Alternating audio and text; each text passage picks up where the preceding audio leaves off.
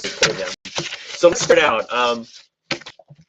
This is our annual California labor law update. And in the past, a couple of years ago, we had a labor attorney run the update for us. And there's lots of updates going on. PIRA's been having one in different parts of the city, but they cost $200–300. Some labor law firms are doing them. They cost $95–100. And we've always had these, and we decided that we would do it at no cost and just talk about the labor law updates. As always, we have to give you our disclaimer that the contents of this is for informational purposes and that we're not lawyers, and you know, you may have to contact an employment lawyer for legal advice. Having said that, we recommend 3 employment attorneys and 3 employment attorneys, and all 3 have submitted material that I'm using in this webinar. Karen Gabler of Light Gabler, Renee Noy of Workside Law, and also Sherry Shavit of Tharp and Howell. We also got information from the California Employer Update, HR California, also Think HR, and the PIRA Woodland Hills chapter had an update in November, actually done by Sherry Shavit. So this information is up to date and correct. These are the agenda for today and the items we're covering. I renamed them from the invitation. We're going to talk about sexual harassment training, no gag orders permitted, lactation accommodation, which has changed. We're also going to talk about criminal history and employment, which has changed. And then I title this No More One Free Grope, which has to do with a change in what type of harassment and how often harassment has to be done to be considered it sexual harassment. That's changed in California. Talking about settlement agreements, salary history. We're talking about minimum wage increases, and then I have a couple other items we're going to talk about too that have come up in the last week or so since this agenda has been put together. Having said that, why don't we start with sexual harassment training. Up until now in California, if you had 50 or more employees, you have to have sexual harassment training for supervisors, owners, managers. But now in California, under SB 1343, you have to have employers with 5 or more employees have to provide sexual harassment training for everyone. So you still have a 2-hour requirement for supervisory employees, which would be supervisors, managers, owners, and then 1-hour training for all other employees. Originally, the way the law was written, you'd be able to use training you did in 2018, and then subsequently to the bill, there was an amendment that now says the trainings have to happen starting January 1st of 2019. So sometime in the next 12 months, you have to do harassment training if you have 5 or more employees. Now, there's many ways of doing harassment training, and I will tell you that some of them are costly, some of them are less costly. For example, you can use a law firm at $100 a person and have them come in and do sexual harassment training. Some labor law firms are having trainings where you can send employees to and multiple companies are there. You can use Cal Chamber. And what you'll find is that there's a cost to all this training.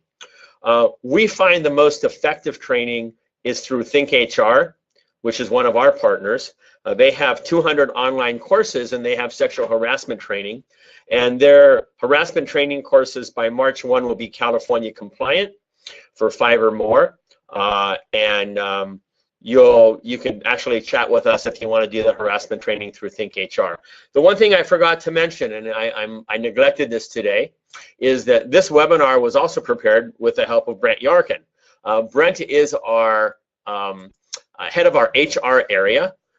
He is certified through SHRM, the Society of Human Resource Management, and he heads up our HR practice. So he's the guy that you'll talk to, and we have at the last slide his email address for harassment training. But you know, you can get away with harassment training a lot less costly and a lot more efficiently. We have a client in the area near Raging Waters, near Pomona, that has 38 people, and they're going to do the training through Think HR. It's just much easier than paying 50 bucks a person or $100 a person.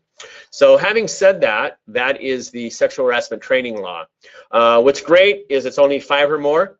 The city, New York, state of New York is now 1 or more. And I believe there's 1 person on this webinar at least that has employees in New York, but the training for New York is 1 or more employees, and you got to do harassment training. And of course, that harassment training is different than the California training. Next is what I call no gag orders permitted, AB 3109. It prohibits language in contracts or settlement agreements regarding confidentiality. So before, you would have employment contracts that had an arbitration clause, and it might say also that if we have an agreement that it's confidential. It could be a criminal conduct or sexual harassment, but in that contract or settlement agreement, so you might let somebody go because of stealing or what have you. You could just basically say it's confidential, but not in California any longer. There's no more gag orders permitted. We'll talk about this a little bit further because it also affects all kinds of harassment. So that's number 2. Number 3 is lactation accommodation. Under the current law, an employer has to provide a location other than a toilet stall to for a woman to express milk or nurse a baby if the baby comes in. The change of language is that, you know, doing it in a bathroom, you know, having expressing milk in a bathroom is not the most advantageous way of doing it. It's not comfortable. So the law's been changed in California, but it cannot be a bathroom. So the location has to be private and free from intrusion. Only used to express milk when in use. And the room has to have a locked door or signage. And you have to provide a refrigerator for the woman who's expressing milk, and that woman's supposed to label the milk as to what it is. Originally, before the law was passed, there was a provision that said that you had to have a refrigerator in the lactation room or within 25 feet of the lactation room. That's been changed. So the number one question we get, and one of the issues is, what if it provides an undue hardship to an employer? Because in the law it says there could be an undue hardship to providing this space. You know, you're a manufacturing firm, you don't have space, et cetera, et cetera. And I had a phone call about that from an owner of a company. And I said to the owner very simply, well, what about your office? Does your office have a lock on it? Is it private? And so the answer is that any room that has a lock on it, or you can close the door and put lactation, accommodation in progress, or whatever the sign might say, don't enter, would work. In our company, we have 3 or 4 locked offices, and one of them would be used for that. And it might be, an owner's office. If you have no place at all to do it, then that's another story, and I would definitely speak to a labor attorney about that. By the way, if you have questions, write them down and save them to the end, and I always will ask about if you have any questions. SB 1412 is criminal history. Last year in 2018, the law said that an employer could not ask an applicant about their criminal history if they've ever been arrested or found guilty unless it pertained to their job. That's been changed now. Now an employer may ask employees or applicants about an arrest when they're out on bail or on their own recognizance pending trial. So in an interview with an applicant, you could say, are you out on bail or pending trial? You could ask that question. An employer may ask an applicant about or seek information about a conviction if it pertains to the job. So for example, if you were in a school or social services, for example, Jewish Big Brothers, YMCA, Boy Scouts, and you're hiring somebody, you can ask that criminal history question. If it's a financial position, a controller, a bookkeeper, or what have you, you might be able to ask that question if you've ever been arrested for embezzlement or have been arrested. If you're a bank teller, that's a common question that gets asked. But the bottom line is that you're not really able to ask if they've been arrested to an applicant. Now, there is something in the law that says, the new law that says that once you give them a conditional offer of employment, you can ask the question. So what you might want to do is offer them a conditional offer of employment subject to a background check. And then once you do that, you can ask them that question. And if anything comes up in the background check, then you are required to give the information to the employee and let them respond before you say, I'm not going to hire them. Again, that's something that you should talk to an employment attorney about, but it does happen. And I'll give you a quick story about that. As some of you know, I was in corporate banking for 25 years. And when I was in corporate banking, I had a client actually headquartered in the San Fernando Valley that had 5 McDonald's. And he had a controller that embezzled from him, and he let him go. But most business owners will not prosecute a controller or a bookkeeper, because that controller or bookkeeper knows a lot of information about how he or she runs the business. And if that employee went to the IRS and said, hey, I think this guy's taking deductions he shouldn't, or you should audit him, the employee gets 10% recovery of whatever the IRS gets. So most of the time, people get let go but are never prosecuted. I have 5 or 6 cases over 30 years I can tell you about. But what's interesting in this case is this controller left, went to another company in Thousand Oaks, Westlake Village, and I ended up going to that company to think about having them as a bank client, and I walk in and I see the same guy. And now the question is, well, God, what do I do? I know he embezzled, but I have no proof of it. He never got arrested, and how do I handle this? And it was a really interesting situation. The bottom line was I ended up talking to bank counsel and talked to the owner of the company and said, hey, I work with this controller before another company. I think you should just keep your eyes wide open and be very careful. That's all I said. Didn't say why, and that kind of worked. Okay, moving on. I titled this No More Free Growth. I saw that in a couple of law firm newsletters, and I like the way it was written, because the burden of proof to establish harassment changed. Before, you had to have severe or pervasive conduct, which means one incident wouldn't be a big deal, and if the employer reported it, you could investigate it and what have you, but you couldn't do much if it was one incident. But now in California, under SB 1300, it's changed. So there's no more free gropes or free, one free harassment in California. Employees are responsible for acts of all non-employees. So that means employees, applicants, interns, volunteers, by vendors, contractors, customers, guests, etc. So if somebody comes in on our Friday and picks up our shredding garbage can and removes it, and he does anything to do with harassing an employee, I'm responsible for that. If we have a carrier rep that comes in and gets chummy with an employee, makes the employee uncomfortable, I'm responsible. So also in the new law, there's something called bystander intervention training, which means that if you have multiple employees, like we do, we have 16 people here, if an employee sees another employee being harassed in some way, shape, or form, it could be sexual harassment, age discrimination, religion, race, whatever it happens to be, the bystander is required to intervene and do something about it. We don't have any idea yet what bystander intervention training is, but it is in the law, and as soon as it comes out, I'm sure Brent will tell me, and we will send out an email to everyone. The other thing that you can't do anymore is that some employers would give an employee a raise or a bonus as a condition of continued employment and just not mention anything about the claim of harassment. Can't do that anymore either. As I mentioned early, nothing can be confidential any longer.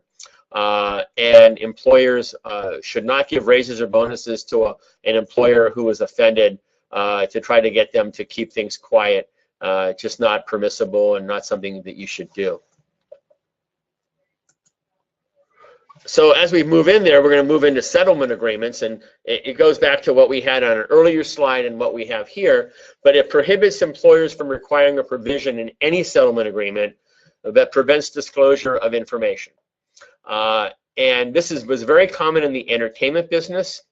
I'll use the example of Bill O'Reilly at Fox News Channel. There were many claims against him over the years. There were settlements for $600,000, $1 million, and in the settlement agreement, both parties said it was confidential and it couldn't be disclosed. In California, that's now illegal. There's another company, an apparel company, I want to say it's American Apparel, where the head guy ended up paying off people for not prosecuting, not reporting, and that's just not able. You can't do that anymore. So any type of settlement agreement or contract or discussion about sexual assault, harassment, workplace harassment, it's public information. It could be public information, and in California, you can't keep it quiet anymore, which is a very good thing. Next is salary history. So last year, the law was written that an employer, when they're interviewing an applicant, cannot ask them what they currently make. So if I'm hiring somebody and the position's $20 an hour, I can't say to that person, what are you making now? And the reason for that was that, if they're only making $16 an hour, maybe you hire them at $17 and, save some money. That was illegal last year, but now the law has been amended or changed. It's AB 2282, and it says now that an employer can ask about an applicant's salary expectations. So I can say to a new applicant, just wondering, how much are you looking for, or what range are you looking for? You're not asking them what they're getting paid now. You're not asking them what they're getting paid on their current job, but you're saying, what are your expectations? In addition to that, the employee now can ask, after the first interview, to the employer, what's your salary range? So if my salary and hourly range is $18 to $22, I can say to them, my salary range is $18 to $22. You cannot, after the first interview, if you move to a second or third interview, or after the first interview has been completed, they can ask you that question. You have to disclose it. So if they say to you, well, I'm looking for 17 to 18 an hour, and your salary range is 20 to 22 an hour, and automatically the employee knows that they're going to get a higher wage than what their expectations were if they take the job. So, but those two things are new, and it's kind of like to clear up some of the language in the law from last year. So very important. The other thing I want to mention at this time is that we see issues all the time with employee handbooks. I received a phone call. I mentioned this before the webinar started, of a client in the Reading area, and they had an employee that disappeared. And most handbooks have a provision that says that if you're gone for 3 straight days and you haven't called in, that's job abandonment. And because of job abandonment, you're basically terminated. This person showed up again and 75 days later and said they had some personal issues, but they wanted to get a job there. And the owner of the company called me and said, well, is it a new hire or a rehire, and what does that do with their waiting period for health insurance, et cetera, et cetera? And my first question to her was, what do you have in your employee handbook about rehires? And the answer was nothing. And I said, okay, well, tell me about the employee. Was he a good employee? Do you want to hire him back? How do you feel about what happened and all that? And we decided it should be a rehire, but I advised her to speak to her labor attorney just to make sure that that was kosher. Now, having said that, a lot of times new laws come out and there are changes that affect your employee handbook. I don't think you have to redo a handbook every single year, but you can do amendments to a handbook. So sometimes if you have a provision in your handbook that needs to be amended, you just create an amendment that says that this amendment replaces section 6.4, blah, blah, blah, and you give it to all the employees. You have them sign off on it. But as Brent would tell you, we go in and we do literally 50 to 75 HR assessments every single year at companies. And we look at policies, procedures, handbooks, compliance with labor laws. And we uncover handbooks that are 10 years old, 5 years old. There's nothing in the handbook about certain required leaves in California now. So if you haven't had your handbook reviewed recently, that's something else you might want to do. And again, you know, Brent can help you with that and give you some advice. Okay, minimum wage increases. We're going to be talking about posters in a moment, but minimum wage in Los Angeles, Malibu, Santa Monica increases again July 1st of 2019. California increases January 1st, but LA, Malibu, Santa Monica, and some other cities are higher. When the minimum wage increases in the middle of the year, most of the cities have posters that you need to put up on your wall. If you're in a city and you're not sure what your minimum wage is, or you're not sure if it's changed, send Brent an email and he'll give you the information. I just put these here. If you're up in Northern California, a lot of Bay Area cities have their own minimum wage rules. San Francisco, Marin County, Oakland, San Jose, etc. So I want to bring that up. Having said that, we want to talk about posters for a moment. We did talk about this last year, but as we go into more companies and look at their posters, we realize that people don't get them updated. And what I would recommend also is that you get automatic updates. But California posters that came out in December for the new year, which we received automatically from the California Chamber, we posted, and then we got an email from the Chamber last week saying that one of the laws have been changed, or one of the poster requirements were changed by one of the California departments, and they're going to give us a new poster automatically. Okay, so here's the most important thing. Ignoring poster laws carry risk. If you ever get audited by the Department of Labor, Department of Industrial Relations, or the EEOC, or FIHA in California, they're going to look at your posters, number one. A lot of people think my work comp carrier provides me something and I got everything for free and I have everything I need. That's not always the case. Posters do need to be updated once a year. Posting in foreign languages is optional, is what this says, but I want everyone to be aware of a California-specific law, which this doesn't address. In California, if 10% or more of your workforce speaks another language as a primary language, everything you give them has to be in that language, whether it be a poster, a notice, a handbook, anything. Health insurance enrollment material has to be in that other language. Most of us think, oh, that means Spanish, because most companies have Spanish workers. Well, in fact, it means 17 languages in California. And in fact, we have a client in Orange County where half their employees are Vietnamese and speak Vietnamese. And they're not providing everything in Vietnamese that they should be. The law requires it. They're not doing it. There's a risk there. It may be a little bit cheap insurance to spend some money and get it translated, but they don't want to do it. So they're taking a business risk. Some people believe only federal and state agency issue postings. City of LA has a fair chance warning now that has to be put up, and also a minimum wage poster that has to be put up. So it's not just federal and state.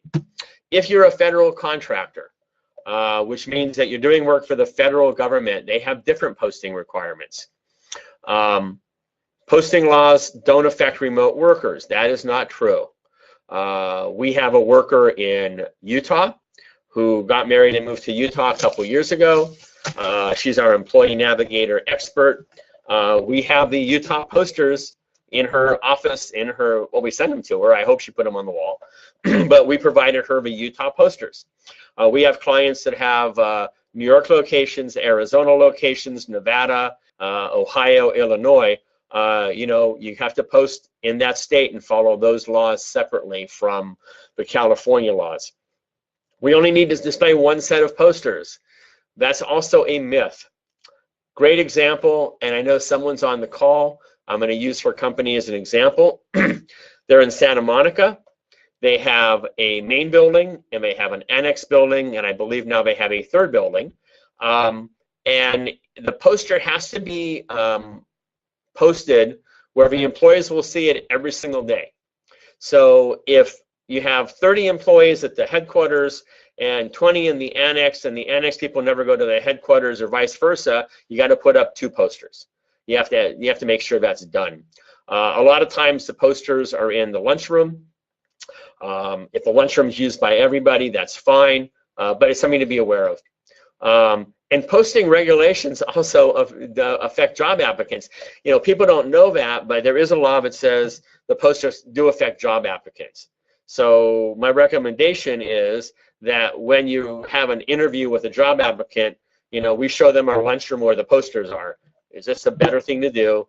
You know, just run them past that so they can't come back later with a lawyer and say, you know, I applied for a job at ABC company and they never showed me their employment posters. Okay? And don't think that people aren't getting sued for that, because they are. And under the PAGA law, there's lots of lawyers out there that are looking for employees or potential employees to sue under the Private Attorney General's Act, and it happens a lot. So that's number 10. I want to say the next one's about posters too. I just want to cover it briefly. Okay, so in California now, there's a transgender rights poster. There's also updates for Cal OSHA. And with notices and brochures, and here's a good example. When you hire a new employee in California, you're supposed to give them 11 notices or brochures from 5 different governmental agencies, and 3 of them were updated last year. Right of victims of domestic violence, paid family leave, unemployment insurance pamphlet, state disability pamphlet, sexual harassment pamphlet were all updated. First of every year, Brent goes online and checks these 11 notices and makes sure that nothing's been updated. But you should make sure that you have the most updated. If in your new hire package you don't have 11 items, including an I-9 form, you might want to check into that. Last week, Brent and Peter, one of our people here, went to a company and was doing an HR assessment and asked the question about I-9 forms. How do you handle I-9 forms? Where do you keep them? And they said, what's an I-9 form? I don't think we have that. So here's a company with about 32 employees, I believe, that don't even have I-9 forms. So don't ask me why. So just an update, make sure you have everything you need. And now what I'm going to do is cover a couple areas that aren't on the slides, and then I'll put up the last slide, which has Brent's email address. Somehow it's in red here rather than black or green, but Brent Yarkin, Brent at rgebforyou.com if you have a question. But let me cover a couple other items. These may have just gone out in our email mailings or might be coming out soon, but I wanted to talk about it. The first thing is, excuse me one moment. There's new OSHA rules for tracking workplace injuries. If you have 20 or more employees, you are required by the federal government to track your workplace injuries and also report it to the federal government once a year. Users can manually enter data into a web form on the OSHA website. You can upload a CVS file. So if you had an Excel file, you can change it to a CSV file and send it to upload it. You can use an automated record keeping system and transmit the data during API. But it needs to be done every year. And the deadline for that has been changed. So the new deadline is March 2nd of every year. If you have over 250 employees, 250 or more employees, you're required to use a Form 300A. OSHA is no longer accepting a 300 or 301 form. If you have 20 or more employees, 20 to 249, in certain high-risk industries, you have to submit a Form 300A. We just sent out an email about this. I believe it was in the last week. It has a link to the OSHA website with the codes, the NAICS codes or SIC codes of what industries are affected.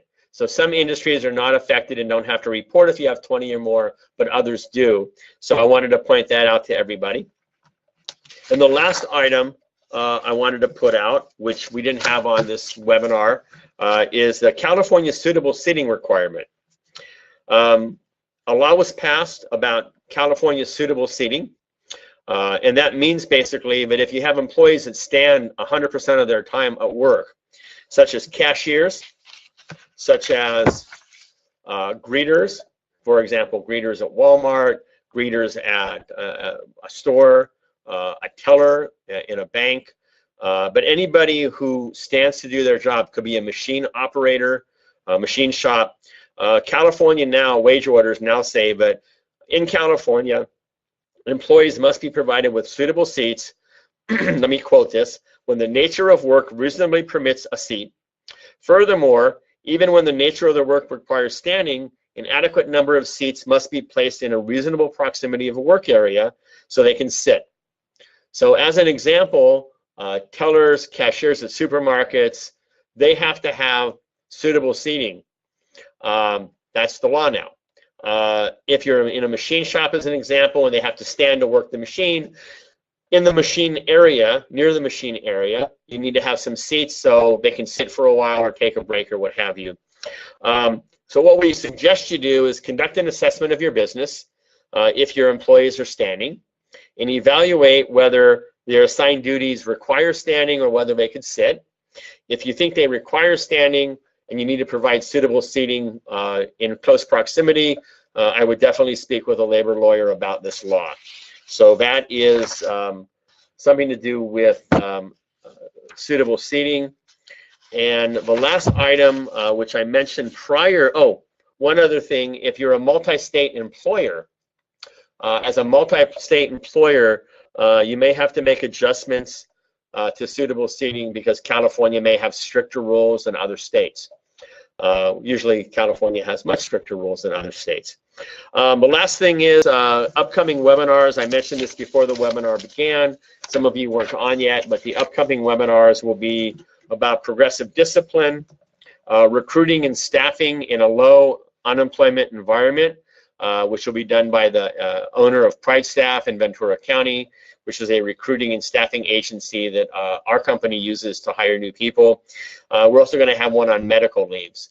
If you have a topic you think would be useful that we haven't covered yet, please let us know by email.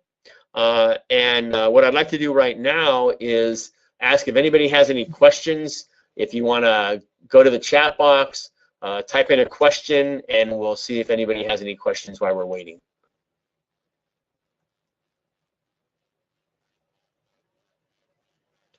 Going to wait a couple of minutes here. Here's a we have sales employees that work remotely, so we have to send them posters. We also have out-of-state sales employees.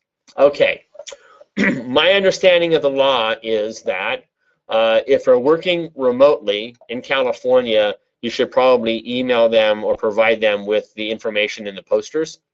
And same thing with out-of-state, but to make sure, you might want to consult a labor attorney just to be 100% sure. But my belief is that you would definitely need to do that. Paul's asking, will you email the slides to us? As always, I've recorded this, and we will email you the link to the recording on our RGEB YouTube channel, as well as the slides. We'll send that out to you in the next couple days. Usually I get all your email addresses from my social media guy in the next day or two, and as soon as he posts it online on YouTube, we'll send it out to you. Any other questions? Okay, seeing none, I want to thank you for joining us today. What are the 11 notices required to give all employees? Carol, that's a great question. And if you want, I will put up a slide in a moment. I might not be able to upload it. So let me see what we can do. You know, here's what I'll do, Carol. It's a great question. When we send out the slides, we will send out a one-page PDF that shows all the HR requirements that you have to do. Again, I don't usually talk about what we do during these webinars, but in our HR assessment, we actually go over your new hire packages and all that, and you know, we will give you when we give you the list of notices, which I'll do in the email, it'll have the notices. You can also go online and download all 11 of them. A lot of times most companies go, God, we don't want to download them, you know, can you provide them for us? And we do that for a fee. I'll make sure we send those notices out. There's a lactation, a policy, accommodation apply to dependents of visitors of employees if they visit the office. No, they're not employees. The law only governs employees. So if an employee comes in, if an employee wants to nurse a child or express milk, it covers them, but it doesn't cover guests or dependents. So someone asked a question about if we provided sexual harassment training last year, do we only have to worry about new hires? The answer is no. The law was just amended to where anything done in 2018 does not count. So everybody has to be trained in 2019 before January 1st, 2020.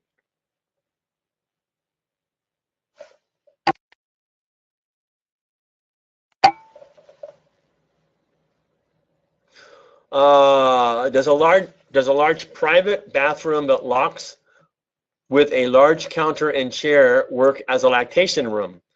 Well, the answer, Rania, is in 2018 it did. In 2019 it's illegal.